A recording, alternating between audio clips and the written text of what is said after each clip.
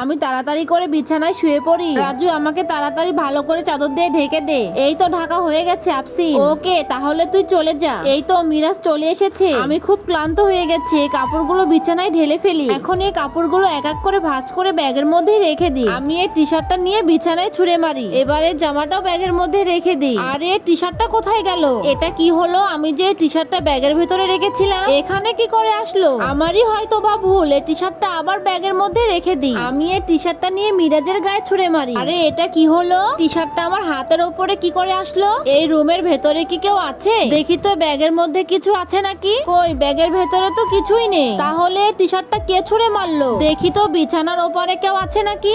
আরে মিরাজ তো আমার পা ভেঙে দিয়েছে। কই খাটের নিচেও তো কেউ নেই। আলমারির ভেতরেও তো কেউ নেই। কি ব্যাপার? এটা টানছে আসছে না কেন? বিছানার নিচে কি কেউ আছে? দেখি তো। আরে এটা কে? এটা তো আফসিন। আফসিনের এটা কি হলো? বন্ধুরা তোমরা যদি তোমার মাকে ভালোবেসে থাকো আর এই ছবিটিকে সুন্দর মনে করে থাকো তাহলে ভিডিওটিকে লাইক করে চ্যানেলটি সাবস্ক্রাইব করে দাও।